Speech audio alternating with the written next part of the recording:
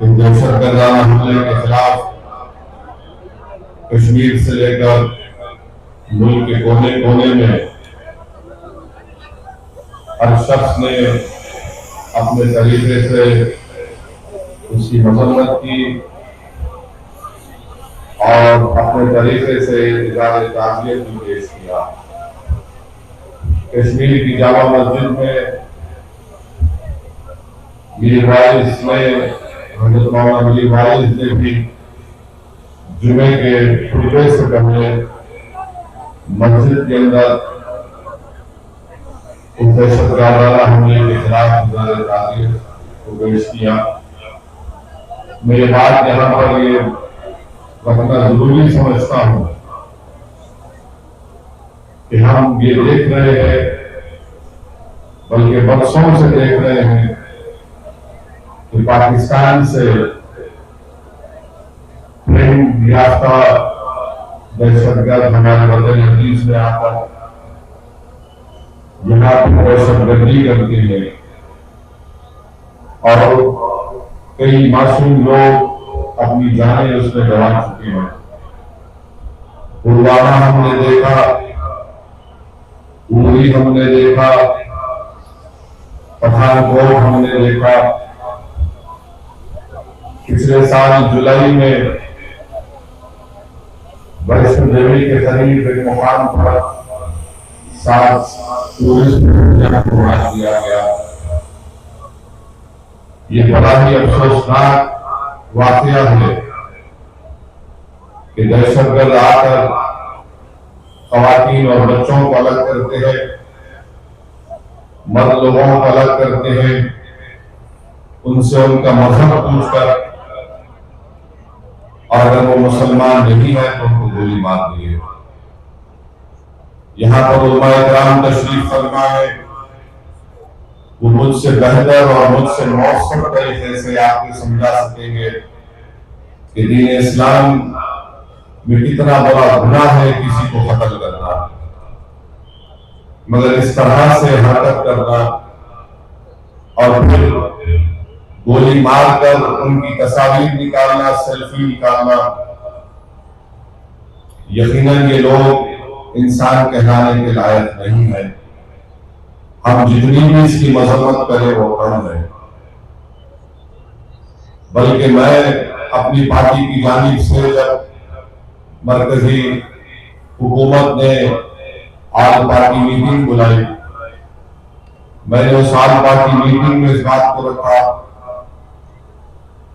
कि अक़वाम मुत्तहिदा के security council का रेजोल्यूशन है जो 9/11 के बाद सिक्योरिटी काउंसिल ने उसको अपनाया था, जिसमें 4 निकात दिए गए। तमाम ममालिक से कहा गया कि दहशतगर्दों को पनाह नहीं देंगे, उनको पैसों से मदद नहीं करेंगे, उनकी ट्रेनिंग नहीं करेंगे।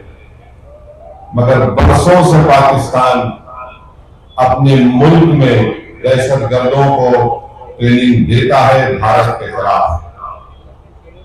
फिर अक़वाम मुत्तहिदा का आर्टिकल 51 है जो इस बात की इजाजत देता है किसी एक मुल्क को वो सेल्फ डिफेंस में अपने मुल्क के तहफ़्फ़ुज़ के लिए दूसरे मुल्क पर वो अपनी मिलिट्री कार्रवाई कर सके। मैंने उसका भी हवाला दिया। और ये आर्टिकल 51 सिर्फ मुल्क के खिलाफ नहीं, बल्कि जिस मुल्क उस अपने मुल्क में दहशतगर्दों को पनाह देता है, जिसको अंग्रेजी में नॉन स्टेट एक्टर कहते हैं, ये एलईटी पाकिस्तान की हुकूमत की ISI की एक नाजायज औलाद है। और फिर आप ये भी जानते हैं कि हमारे भारत के संविधान में आर्टिकल 355 है जो इस बात को कहता है कि मरकजी हुकूमत की जिम्मेदारी है कि किसी रियासत में अगर बाहर से हमला होता है तो उसको रोके, और बैनुल-अक़वामी कानून हमको इस बात की इजाजत देता है कि हम पाकिस्तान की एयरफोर्स, पाकिस्तान की नेवी का ब्लॉकेट करें और करना भी चाहिए। हमको इस बात की इजाजत देता है कि हम इंटरनेट का उनका उसको जैम करें, हैकिंग कराए हमारे एथिकल हैकर्स के साथ जो इस मुल्क में बड़े पैमाने पर। मैं मरकजी हुकूमत से इस बात का मुतालबा करता हूं, भारत के वजीर आजम से, कि वो फाइनेंशियल एक्शन टास्क फोर्स है जिसको FATF कहते हैं, हुकूमत की जिम्मेदारी यह है कि पाकिस्तान को ग्रे लिस्ट में डाले FATF, और इसी तरीके से उनको माशी तौर पर पाकिस्तान को हम कमजोर करना बहुत जरूरी है। और जो लोग आज पाकिस्तान में बैठकर बकवास करते हैं, मैं उनसे कहना चाह रहा हूं कि आप भारत से आपका वक्त आधे घंटे पीछे है। अब जैसा 6:15 हो रहे हैं, वहां पर 6:45 हो रहे हैं, मगर आधा घंटा पीछे नहीं है, वो आगे सभी भारत से पीछे है। और ये बार बार ये गलत बात लोग करते हैं, अरे हमारे मुल्क का बजट जो है, तुम्हारे मुल्क का बजट हमारे मिलिट्री के बजट के बराबर नहीं है। तुम बराबरी करना तो दूर की बात, तुम अगर इसी तरह करते रहोगे, ये बार बार पाकिस्तान ये कहता है कि न्यूक्लियर बॉम्ब हमारे पास है, एटॉमिक बॉम्ब है।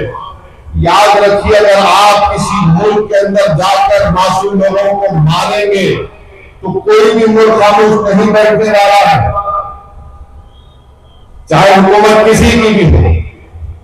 मगर इस तरह से आकर हमारी भारत की सरजमीन पर हमला करना और मजहब पूछकर किसी को गोली मारना, तुम कौन से दीन की बात कर रहे हो? तुम तो खवारिज से बदतर हो, तुम तो आईसिस के जानशीन होकर हरकत की है।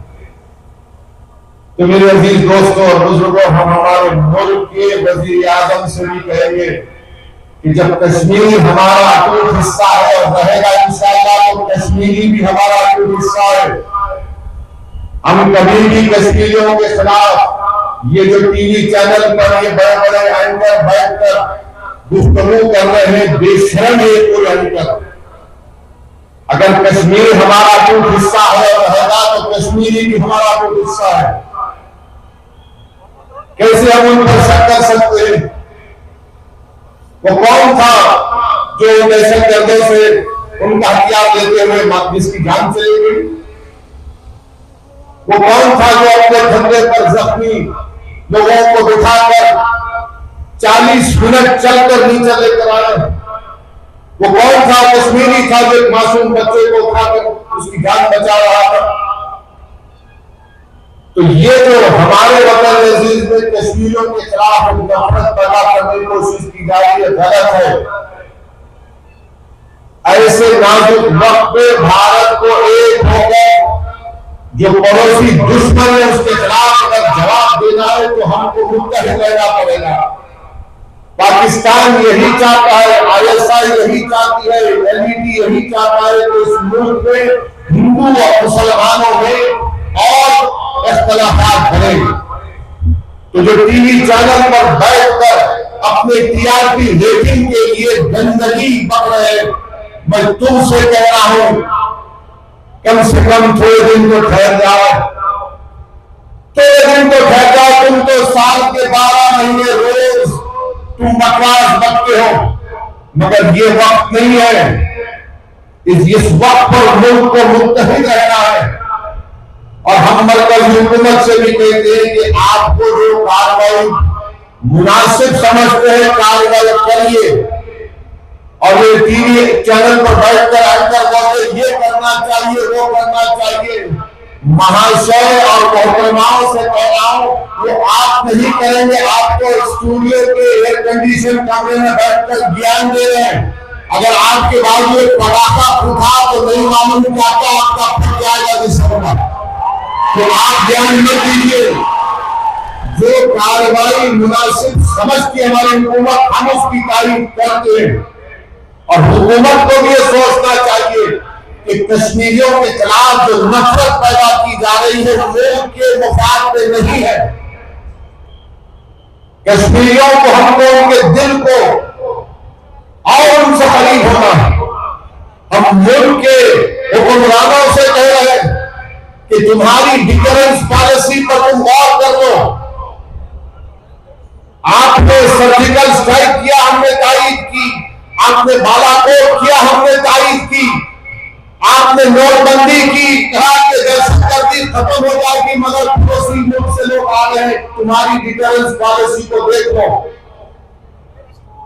और अगर आपको मौसर कार्रवाई आप जो मुनासिब समझते करिए, पूरी अपोजिशन पार्टीज ने कहा कि करो, मगर ऐसी कार्रवाई करो कि दोबारा किसी भारतीय की जान ना जाए, कोई दहशतगर्द आकर यहां पर हमला ना करे। आप एक मौसर कार्रवाई करें। और बार बार मुझे तो मीडिया ने बोले कि पाकिस्तान के लोग ऐसा बोले, वो ऐसा बोले। अरे भाई, मुल्क बहुत बड़ा है। मैंने आपसे कहा कि पाकिस्तान हमसे आगे सभी पीछे है। तुम कुछ नहीं बना सकते वहां पर, ना तुम दवा बना सकते, ना तुम वहां पर टायर बना सकते, और तुम बड़ी बड़ी बातें करते हो। और तुम्हारा ही वजीर दिफा कह दिया कि मगरबी ताकतों के गंदे खेल का हिस्सा बने, तुम उनके गंदे खेल का हिस्सा बने हो। मगर अगर तुम भारत से गंदा खेलोगे तो उसी गंदगी में तुम जिंदगी भर रहोगे। याद रखो और इस बात को, भारत में जो मुसलमान है, हिंदू है, ईसाई है, दलित है, आदिवासी है, हम अपने सियासी इख्तिलाफात है और रहेंगे, मगर ये मुल्क ना बीजेपी का है, ना सदुद्दीन ओवैसी का। एक मुल्क 135 करोड़ जनता का है। और अगर कोई उस मुल्क के खिलाफ इस तरह के दहशतगर्दी करेगा तो मुल्क के शीशा पिलाई दीवार की तरह पहले भी खड़ा था और आज भी खड़ा है। तुम हमारे इतिहास को तोड़ नहीं सकते। हमारे बुजुर्गों ने 47 में जिन्ना के पैगाम को अपनी जूती पर रखकर उसको ठुकरा दिया था। तुम्हारा टू नेशन की थ्योरी नाकाम साबित हुई। तुम्हारे पास गड़बड़ है, बलूचिस्तान में गड़बड़ है, तुम्हारे पास टीटीपी का मसला है, तुम उसकी तरफ देख लो, वरना याद रखो बहुत से कार्रवाई हो सकती है और होगी इंशाअल्लाह ताला। तो मेरे अजीज दोस्तों और बुजुर्गों, ये बात को बयान करना बहुत जरूरी था। अब मुल्क के अंदर के हालात को बयान कर रहा हूं। अंदर के हालात ये है कि हम अपने वजीर आजम से कहना चाह रहे हैं कि आप तारीख में अपना कैसे नाम लिखाना चाहते हैं, एक सियासतदान के तौर पर या स्टेट्समैन के तौर पर। अगर मोदी स्टेट्समैन के तौर पर इस दुनिया में, इस मुल्क की सियासत में नाम अपना लिखवाना चाहते हैं, तो नरेंद्र मोदी को अगर मौके पे उनको सिर्फ सियासतदान के तौर पर ना लिख दे बल्कि स्टेट्समैन के तौर पर लिखे, तो हम नरेंद्र मोदी से कहना चाह रहे हैं कि आपको वक्त का कानून वापिस लेना पड़ेगा। अगर आप नहीं लेंगे तो आप स्टेट्समैन नहीं, सिर्फ एक पॉलिटिशियन कहलाएंगे आप। इसलिए कि ये ऐसा कानून है, नारा लगाएंगे और आखिर में लगाएंगे। पाकिस्तान को भी पहुंचना हमारी आवाज और दिल्ली नरेंद्र मोदी के दुकान तक पहुंचना। ये ऐसा कानून है जो मुसलमानों की मजहबी शनाख्त पर, हमारे ईमान पर हमला करता है। जो ऐसा कानून बनाया गया जो हमसे अपनी मसाजिद को, दरगाहों को, खानखाहों को, कब्रिस्तानों को, ईदगाह की जमीन को छीनने के लिए इस तरह का कानून बनाया गया। हम इस तरह के कानून को मुस्तरद कर चुके हैं। मैंने आप तमाम की तरफ से भारत की पार्लियामेंट में बीजेपी के 3 एमपियों के सामने कहा कि ये काला कानून है, मैं इस काले कानून को फाड़ता हूं, हम इसको मुस्तरद करते हैं। और काला कानून इसलिए कि नरेंद्र मोदी ने कानून इसलिए बनाया ताकि मुंबई में जो भारत का सबसे दौलतमंद आदमी है, जिसने एक यतीम खाने पर जो वक्फ है, आगा खानी यतीम खाने पर इस दुनिया के दौलतमंद आदमी ने अपना महल वहां पर तामीर कराया। उनका मुकदमा सुप्रीम कोर्ट में चल रहा है। तो नरेंद्र मोदी ने अपने यार को फायदा पहुंचाने के लिए इस कानून में सेक्शन 2C को ला लिया और कहा कि कानून बनने से पहले जो ट्रस्ट होगा और इस कानून के बाद जो ट्रस्ट होगा वो वक्फ नहीं होगा, क्योंकि उस दौलतमंद आदमी ने आगा खानी वक्फ ट्रस्ट से जमीन को 22 करोड़ में खरीदा। तो यह कानून मोदी अगर किसी को फायदा पहुंचा रहे तो अपने दोस्तों को फायदा पहुंचा रहे। मैं महाराष्ट्र के मुख्यमंत्री जो ज्यादा ही मोहब्बत करते हैं असदुद्दीन ओवैसी से, मैं उनसे पूछना चाह रहा हूं, क्या तुम उस दौलतमंद आदमी की बिल्डिंग को हासिल करोगे जो हमारी सभा में मीर जाफर, मीर साबिक और अबू जहल और अबू लहब के जानशीन है? मैं तुमसे पूछ रहा हूं, क्या तुम जाकर उस बिल्डिंग को हासिल करोगे जो यतीम खाने पर बनाई गई है? मगर कानून ऐसा बना दिया गया कि जैसे ही सुप्रीम कोर्ट ने अपना फैसला सुनाया, वो शख्स सेक्शन 2C के तहत उस यतीम खाने का मुकम्मल मालिक बन गया और हम उस जगह को खो दिए। ये कानून बनाया गया। ये बार बार बीजेपी के लोग बोलते नहीं कब्जे हो गए। बीजेपी का एक पैम्फलेट बुकलेट निकाला गया बढ़िया, जिसमें बीजेपी कह रही है कि 70% बाकी जायदादों पर कब्जा हो गया। चलिए, जब कब्जा हो गया तो आप लिमिटेशन का कानून क्यों इस्तेमाल कर रहे हैं? जो 12 साल से अल्लाह जिस चीज का मालिक है वहां पर काबिज है, तो मोदी कह रहे हैं कि तुम आज से मालिक बन गया। तो 70% जायदादों का मालिक आप लैंड ग्रैबरों को, काबिजीन को बना रहे हैं। तो वक्त के मुफाद में क्या हो रहा बताइए आप? आपने क्यों कह दिया कि वही वक्त कर सकता है जो 5 साल के लिए मुसलमान रहेगा? किसकी मां जनी जो मुझसे आगे पूछेगा तो मुसलमान मैं ऑल इंडिया मुस्लिम फैसला बोर्ड के प्लेटफॉर्म से कह रहा हूं, अगर गुनाहगार मुसलमान भी होगा तो फखर से कहेगा कि हाँ मैं गुनाहगार हूं, मगर मैं अल्लाह उसके रसूल को मानने वाला हूं। तुम कौन होगे मुझसे आकर पूछने वाले? 5 साल दिखाना पड़ेगा। क्या तुम दिखाओगे?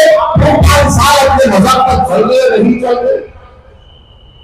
ये कानून में जो प्रोविजन बनाया गया 5 साल का, ये सिर्फ इस्लाम को कबूल करने वालों के लिए नहीं है। अगर आप में से करके जायदाद वक्फ को देना चाहता है तो कलेक्टर साहब बोलेंगे तुम 5 साल से इस्लाम पर चल रहे नहीं चल रहे। अब ये और बात है कि कलेक्टर साहब को दीन इस्लाम के हुक्मात के बारे में कुछ नहीं मालूम होगा। क्या कलेक्टर साहब ये तय करेंगे कि दाढ़ी मोदी के बराबर होनी चाहिए या ओवैसी के बराबर होनी चाहिए?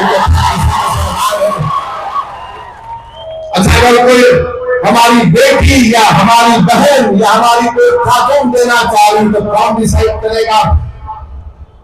कौन जाकर देखेगा क्या वो पर्दा नशीन है या वो हिजाब पहनती है नहीं पहनती है? तुम कौन हो भाई? अच्छा, अगर किसी को पकड़ कर पीट दिए, ये राक्षस है जो पकड़ कर पीटते और उससे कहेंगे कि तू JSR का नारा लगा दे, अगर वो लगा दिया तो ये प्रैक्टिसिंग है या नहीं? ये कानून क्यों बनाया गया? इसलिए कि हुकूमत तय करेगी कि आप इस्लाम पर है या नहीं। हुकूमत का क्या काम? ये तो आइन के इक्वालिटी के सेक्शन के खिलाफ है, आर्टिकल 14 के खिलाफ है, आर्टिकल 15 के खिलाफ है, आर्टिकल 25 के खिलाफ है, आर्टिकल 26 के खिलाफ है। एक मुसलमान किसी दूसरे धर्म को अपनी जायदाद दे सकता है, मगर दूसरा धर्म का भी मुसलमान को नहीं दे सकता। और मुसलमान अगर 5 साल तक किसी को दे सकता है, मगर 5 साल के बाद अगर मोदी जी बोलेंगे हाँ तुमने मेरी चाय पी, मैं तुमको मुसलमान बोलता हूं, तो क्या दे सकते हैं? बताइए कैसा कानून है ये? सेक्शन 3D बना दिए, जितने आसार खदीमा के तहत मसाजिद है, दरगाहें है, खानखाए है, इमाम बारे है, कानून ये कह रहा है कि वक्त नहीं है वो, तो क्या आप छीन नहीं रहे? आप तो छीन रहे। एएसआई कब आया? एएसआई 110 साल पहले आया होगा। मस्जिद कब थी? दरगाह कब थी? खानकाह कब थी? इमाम बारे कब थे? 300 साल 200 साल से सेक्शन आप बना दिए कि उसको कागज दिखाना पड़ेगा, मिल्कियत का कागज दिखाना पड़ेगा। और कागज नहीं है तो आपको बोलना पड़ेगा कौन उसको बनाया था। 300 साल पहले, 200 साल पहले कौन बनाया, कैसे मालूम? मोदी जी, अगर हमको इनमें जफर आ जाता तो हम पूछ के बोलते मुंह से, आप बनाई से क्या बोलो हमारे को? अब नहीं मालूम, वो बड़े इंसान को आता होगा इनमें जफर, मैं तो गुनाहगार आदमी, कौन बोलेगा बताइए? आप हर चीज को छीनना चाहती। आपने कानून बना दिया कि अगर गवर्नमेंट की प्रॉपर्टी में और वक्फ की प्रॉपर्टी में झगड़ा होगा तो डेजिग्नेटेड ऑफिसर तय करेगा। गवर्नमेंट प्रॉपर्टी को गवर्नमेंट के हाथ में करेगा ना। तुम बोलते कोर्ट में तय करो, नहीं, तुमने कहा हमारा ऑफिसर। अब कौन सा ऐसा ऑफिसर होगा जिसकी सर्विस के 15-20 साल 5 साल होंगे, हुकूमत के खिलाफ तो ऑर्डर देगा? नहीं देगा। और ये भारत के आईन के खिलाफ है कि कोई अपने ही मुकदमे में जज नहीं हो सकता, जिसको अंग्रेजी में कहते हैं प्रिंसिपल्स ऑफ नेचुरल जस्टिस। और हमारे आईन का जो बेसिक स्ट्रक्चर है उसका हिस्सा है ये। न आपने हमसे जायदाद छीनने के लिए ऑफिसर को बना दिया। आपने क्या क्या मैं तो ये जो टीवी चैनल पर जाकर ये जो छिछोरे बैठते हैं, ये जो जोकर बैठते हैं, एक ट्रैवल एजेंट है उन्हें इमाम एसोसिएशन का जिम्मेदार, एक खुदा है उन्हें बैठता, कभी कोई इनसे पूछता नहीं कि इसमें 44 अमेंडमेंट का एक सेक्शन बताओ जिससे वक्त को फायदा होगा। कुछ नहीं मालूम, पूरे के पूरे थम्स अप। एक हमारा प्रधान है जिसकी डिग्री नहीं है मगर इनके पास तो कागज भी नहीं, कुछ नहीं है इनके पास, वो भी नहीं है, वो भी नहीं। जिसको पढ़ना लिखना नहीं आता वो पढ़े लिखों से ज्यादा जहन होता, उन्हें बोलता मेरी जमीन कागज पढ़ो। अब ये बैठकर ये जो आज बीजेपी की तारीफ कर रहे हैं, याद रखो ये वक्फ की जायदाद का मालिक अल्लाह है, अल्लाह रहेगा। ये तुम्हारी अम्मा के महल में नहीं आया, इसे याद रखो। कभी कभी ऐसा लगता है कि माफ करना मौलाना मौलाना के मुझको में फर्क दिखता मुझे। कहां क्या क्या बके जाते हैं। अरे छीन रहे हैं हमारी जायदाद को, मस्जिदों को छीन रहे हैं। अगर वो सेक्शन 3C सेक्शन 3D रहेगा तो फिर ज्ञानवापी की मस्जिद वक्त नहीं रहेगी। हम मुकदमा लड़ रहे हैं ज्ञानवापी का, मथुरा का मुकदमा लड़ रहे, वो नहीं रहेगा, 3D वक्त ही नहीं रहेगा। इस तरह का कानून बना है मोदी और बीजेपी ने, और सब लोग बोल रहे हो ऐसा हो जाएगा, खुदा हो जाएगा, ये हो जाएगा, वो काम हो जाएगा। आप बीजेपी के लीडरों से पूछ लो, नहीं अब तो बस गरीब मुसलमानों का कल्याण ही कल्याण है। हैदराबाद में मेरे हैदराबाद के एक इलाका है फतेह दरवाजा कहती, वहां पर एक शख्स ने अखबार में इश्तिहार दिया जिसके सर पे बाल नहीं है, गंजे नहीं है, फुला तारीख को आजा मैं दवा लगा तो बाल उग जाएंगे। 100 लोग चले गए वहां पे, होगा भाई, सबको लगाया उन्हें। उसके बाद उनके सर पर लाल लाल निशान पड़ गए, उसके पीछे पड़ गए। तो क्या बोला? तो मोदी भी यही बोल रहे, मैं ऐसा लगा तो और देखो कुछ होने वाला नहीं है। जायदाद छीनना चाह रहे, आपकी हमारी मस्जिद को छीनना चाह रहे, ये हमारी बका का मसला है, याद रखो। अगर आज हम इस काले कानून के खिलाफ आईन के दायरे में रहकर प्रबल तरीके से एहतजाज नहीं करेंगे तो फिर हम बहुत सी जायदादों को खो देंगे। आप दिल्ली में 120 प्रॉपर्टीज को हम जो वक्त किए, सच्चर कमेटी ने कहा 2008 में उसकी लागत 7,000 करोड़ है या 2025 है। मोदी कहते नहीं है वो वक्त की नहीं है, गवर्नमेंट की है। आप बताइए गवर्नमेंट का कब्रिस्तान हो सकता है क्या? क्या गवर्नमेंट की मस्जिद हो सकती है क्या? पार्लियामेंट के सामने की मस्जिद को मोदी कहते हैं वो मस्जिद मेरी है, हुकूमत की है। उस मस्जिद का इमाम कौन है जिसको दिल्ली वक्फ ने तकरीर किया, जो रामपुर के एमपी है? अगर यह कानून रहेगा तो कल पार्लियामेंट के सामने की मस्जिद पर नोटिस लग जाएगी, गवर्नमेंट प्रॉपर्टी है। मेरे अजीज दोस्तों और बुजुर्गों, मैं पूरी जिम्मेदारी के साथ आपसे कह रहा हूं, जज्बात में लाने के लिए नहीं कह रहा हूं, बल्कि आपको प्रावधान देने के लिए, आपने शऊर को बेदार करने के लिए। वह अब सिर्फ एक पोस्ट ऑफिस बन के रह गया है। जब तक कलेक्टर डिसाइड नहीं करेगा वह कोर्ट कुछ भी नहीं करेगा। मुस्लिम धर्म का वक्फ बोर्ड है, इसमें से मुसलमान मेंबर हो सकता है। आप गैर मुस्लिम को क्यों लाना चाहते हैं?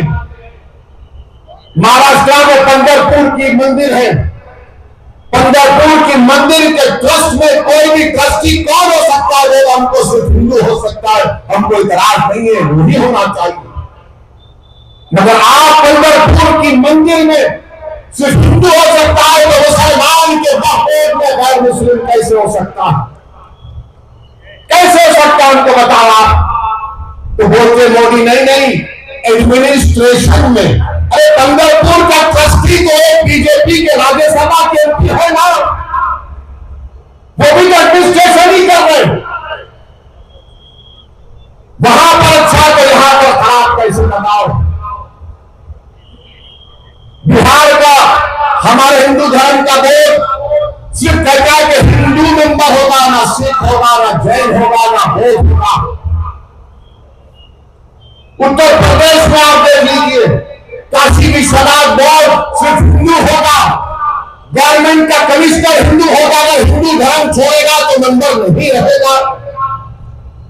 तिरुपति आंध्र प्रदेश में सिर्फ हिंदू धर्म के लोग मेंबर रहेंगे। कितनी मिसालें दो आपको। हमारे सिखों का सिख गुरुद्वारा प्रबंधक कमेटी है, सिर्फ वही सिख हो सकता है जो मेंबर होगा। मगर आप हमारे मामले में क्यों मुदाखलत कर रहे हैं? क्यों कर रहे बताता हूं आपको। 2 गैर मुस्लिम तो एक गैर मुस्लिम चेयरमैन भी बन सकता है। 2 मिनिमम है, 8 भी हो सकते, 7 भी हो सकते। क्यों हो सकते? क्योंकि जब परभणी में अगर कोई जायदाद का झगड़ा होगा गवर्नमेंट और वक्फ बोर्ड में, मिसाल के तौर पर, तो गवर्नमेंट अपने ऑफिसर को तकर्रुर करके अपने हक में फैसला करवा देगी। कलेक्टर को ऑर्डर होगा नोटिस करो, और वक्फ बोर्ड में तो पूरे मोदी जी के चाय पीकर बैठने वाले हैं, वो सब खामोश बैठ जाएंगे, उसके खिलाफ कोई आवाज नहीं उठाएगा। हाँ ये वक्फ की प्रॉपर्टी नहीं थी। याद रखिए ये मंसूबा है। और जैसा कि सदर ऑल इंडिया मुस्लिम फैसला बोर्ड ने कहा कि वक्फ हमारे लिए मुसलमानों के लिए इबादत है, हम अपनी इबादत से महरूम हो जाएंगे। कहां जाकर रुकेगा ये मुल्क? आप 2 गैर मुस्लिम को रिजर्वेशन दे रहे, हमको रिजर्वेशन कोई का नाम आया तो नहीं दे सकते, मगर आप दे रहे 2 को। सेंट्रल वक्फ काउंसिल में 11 गैर मुस्लिम को आप बना सकते हैं। क्यों बनाना चाहते हैं आप? ताकि हमारी मजहबी शनाख्त को खत्म करके रख दिया जाए। तो मेरे अजीज दोस्तों और बुजुर्गों, हम तमाम को मुत्तहिद रहना पड़ेगा। मैं परभणी में महाराष्ट्र की सरजमीन से कह रहा हूं, 2 भाई अलग अलग पार्टी में थे। 2 भाई अलग अलग पार्टी में थे। अब दोनों क्या बोल रहे, हम मिलके काम करने का सोच रहे हैं, मिलके काम करने का सोच रहे हैं। तुम्हारा मेरा रिश्ता खून का नहीं है, तुम्हारा मेरा रिश्ता उस रब्बे करीम ने जो जोड़ दिया है कहने की बुनियाद पर। अगर आज हम मुत्तहिद नहीं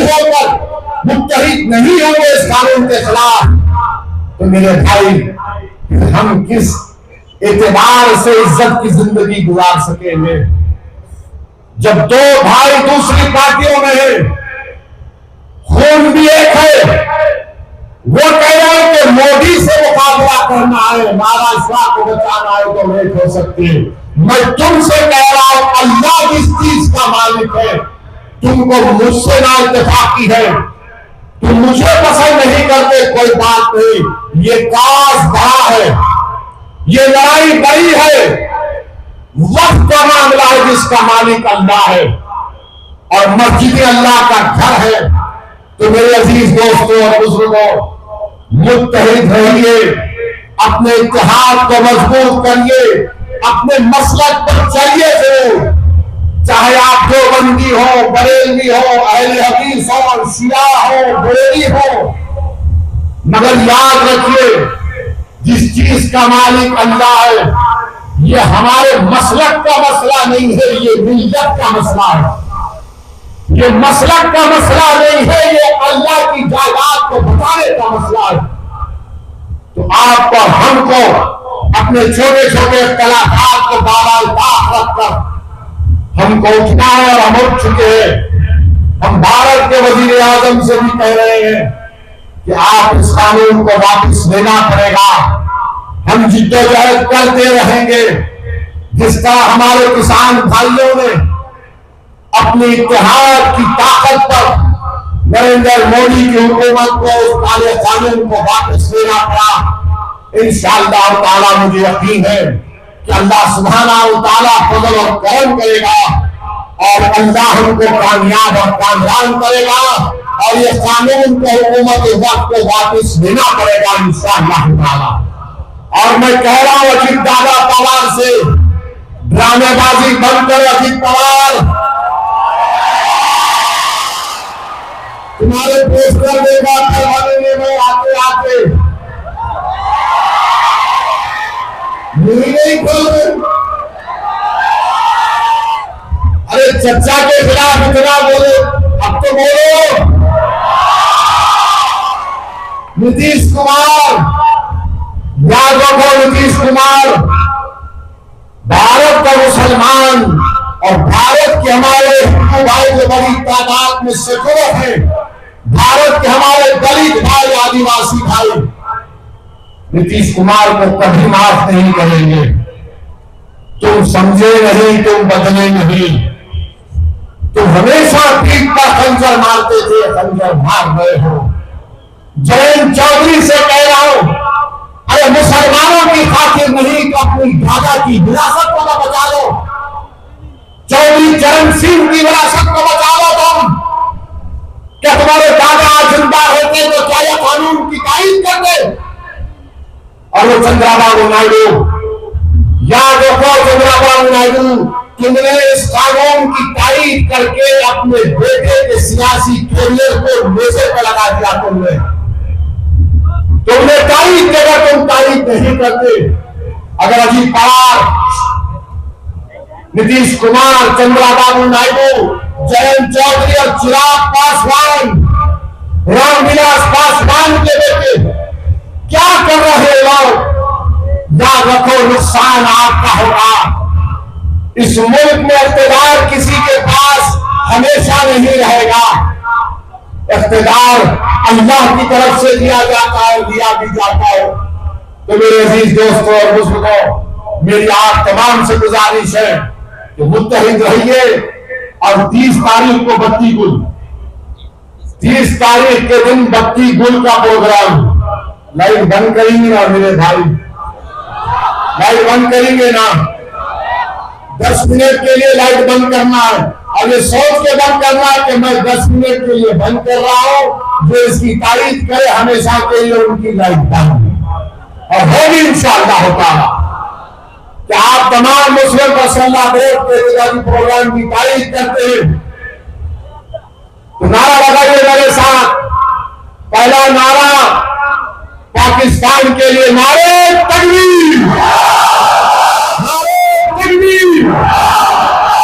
दूसरा नारा हमारे वजीर आजम के कानों तक पहुंच जाए ताकि वो स्टेट्समैन बने, पॉलिटिशियन ना बने। नारे तकबीर, नहीं दम नहीं, नारे तकबीर, नारे तकबीर। भारत भारत भारत।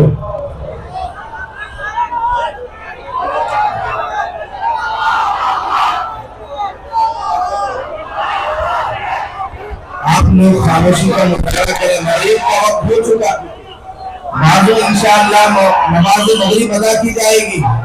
आप तमाम लोग इस तरफ चलते रहे, नमाज मगरिब का वक्त बिल्कुल करीब है।